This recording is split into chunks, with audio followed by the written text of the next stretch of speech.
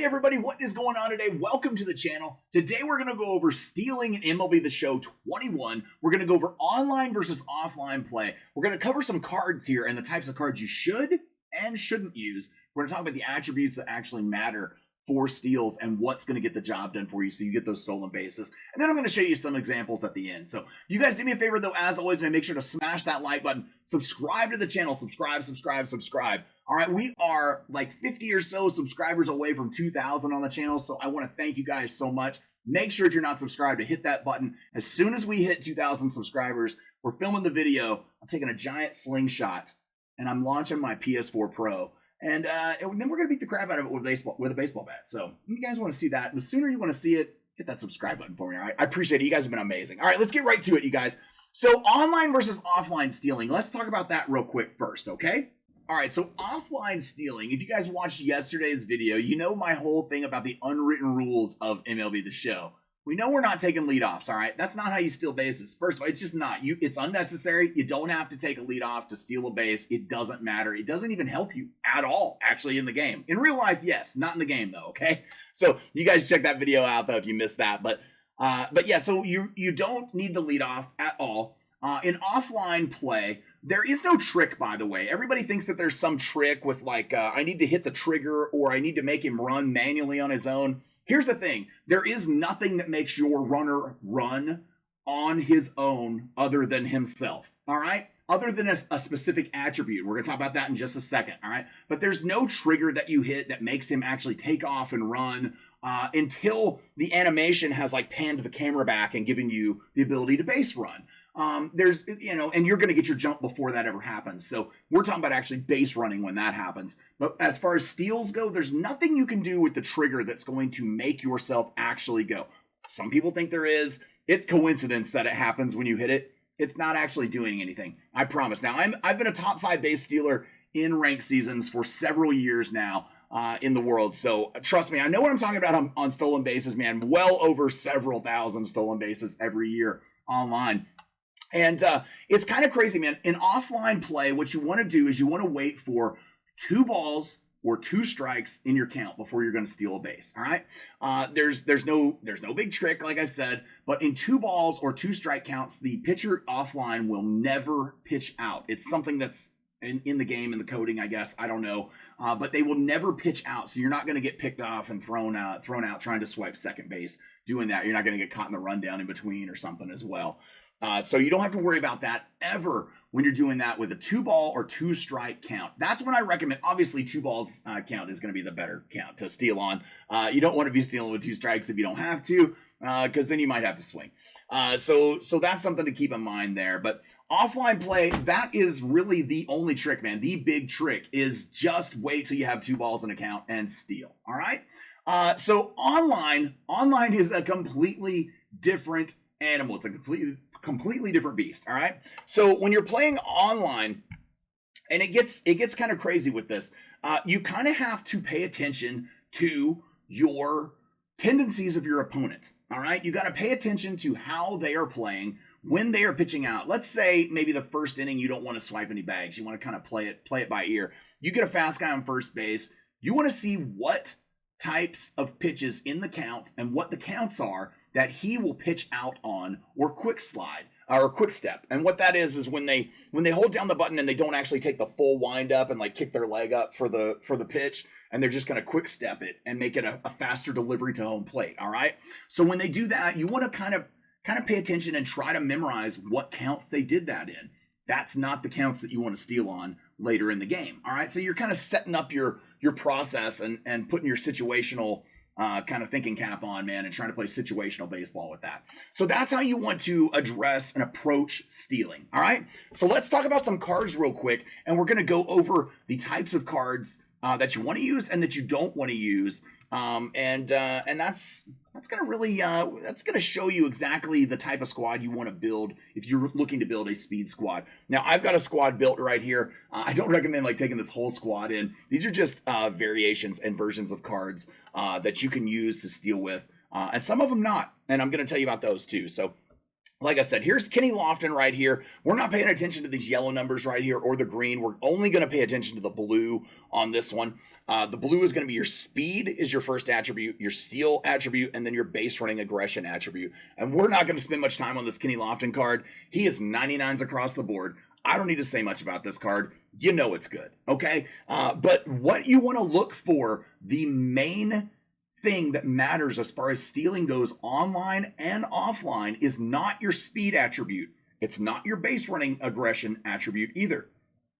Excuse me, it's going to be your stealing attribute. The middle one is the only one that matters. You can struggle on speed a little bit. You can have like a 65 or higher speed, but if that steal number is pushing 85 or higher, and that happens on some cards, you're just going to be able to still swipe bags with that card. He's going to get good jumps.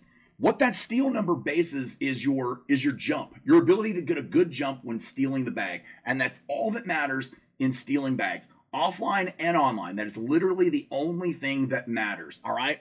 So if you get a good jump, you're getting the stolen base. You're going to be safe every time, as long as your guy's in a decent speed threshold, okay? But for me, the steal threshold is about 85. It needs to be about 85 to 99 if you want to steal consistently with that card. If you want to steal periodically with a card, you can lower that number down a little bit and probably get away with it a little more often. But really, the higher up you get, the more frequently you'll be able to steal successfully with that card. So Kenny Lofton here, Billy Hamilton's the same thing. Obviously, he's a card you can pick up in the market, 99, 99, 99 on everything. So kind of crazy. Now, here's a free card, Byron Buxton, that a lot of people have right now. The speed at 99 is great. It's great. But that steal number is 83. Now, a lot of people are probably thinking, man, I'm going to steal bags all the time with this card. And a lot of you have possibly tried, and why am I getting thrown out? Like, he's a 99 stealing, man. This guy should be able to steal bases more than it seems like he is. It's because his steal number is not high enough. He's not getting a good enough jump. Now, this card has enough speed with 99 speed that he can kind of make up for a slightly not as good jump, okay? And break towards second base or third base. But I want it that 85 or higher, man. I want it just a little bit higher than that 83 mark. Now, as you parallel this card up, like I've got it at 4. It'll be at 5 soon. It'll go up to 84. It's still not going to be in that 85 threshold. I've got a parallel 4, like I said. But, you know, it is what it is. Now, the base running aggression attribute, and what a lot of you are probably wondering what that actually does. What it does is it actually controls how quickly your base runner moves towards a base, all right? So it's not the actual jump, which I know sounds like it's towards the base, but that's not what it is. It's out of the box, out of the batter's box, how quickly they get down the line, how quickly they get out of the box towards first base, all right? It also depends on their tendency to, like, let's say you're running to second base or running to third base and you're rounding the bag. You're like, oh no, he made a good throw, man. I need to go back to the base.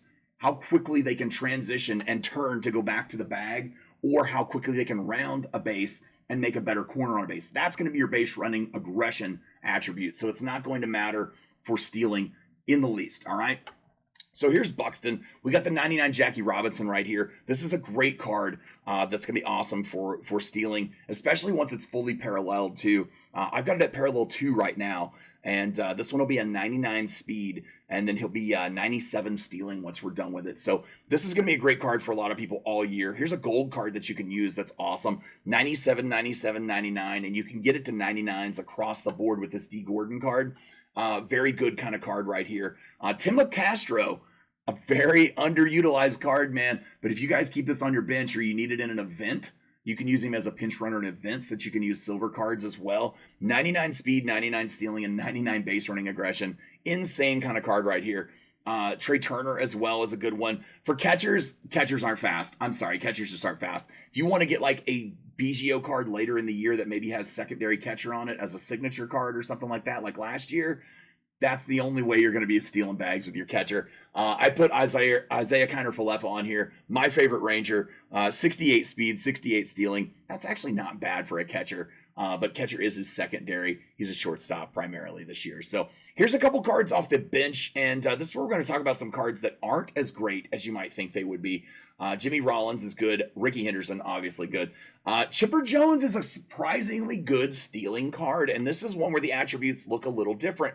71 81. All right, so once you get paralleled with this card, it's going to be upwards in that, I think it's going to be up to 84 with the steal number, and then the speed number is going to be up there at 74 as well. So very nice with that. The fact that he has that steal number higher than the speed number, but the speed is still up there enough to be able to steal bags.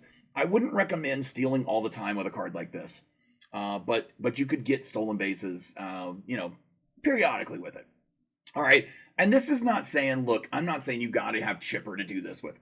Take cards that are similar like this, with the attributes that look similar to these, and this is what you can do with them. I'm not saying you have to use these cards. These are just examples. So 99 speed I have on this Parallel 5, Fernando Tatis, but he only has 72 steal. This is a card I do not recommend stealing bags with. Not very often. He's not very good. Offline, you can get away with it more than online, but online, it's definitely going to be a problem. And then here's another one, Shohei Ohtani, 88 speed, and a lot of you are using this card right now, and I know it's a great card, but not to steal bags with. All right, hit with this card. Don't steal bags. Try to hit the ball out of the park so you don't have to steal bags. But that 50 steal number is going to absolutely destroy you on the base paths.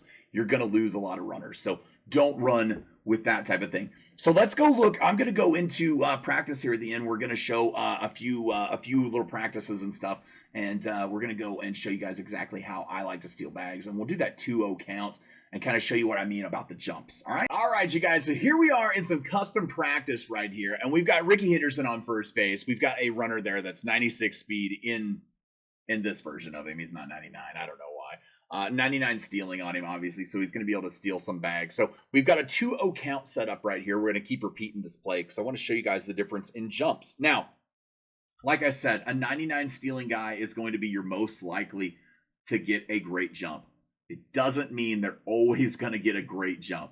You're still going to get thrown out sometimes. Ricky Henderson got thrown out stealing a handful of times, all right? He did get thrown out stealing. So here's what we're going to do. We're going to take pitches. We're going to try to steal. You see he got a little hesitation on the jump right there, but he's got that 96 speed, so he's definitely fast enough to be able to get there in plenty of time. I want to get one where he gets a bad jump. That's a bad jump right there.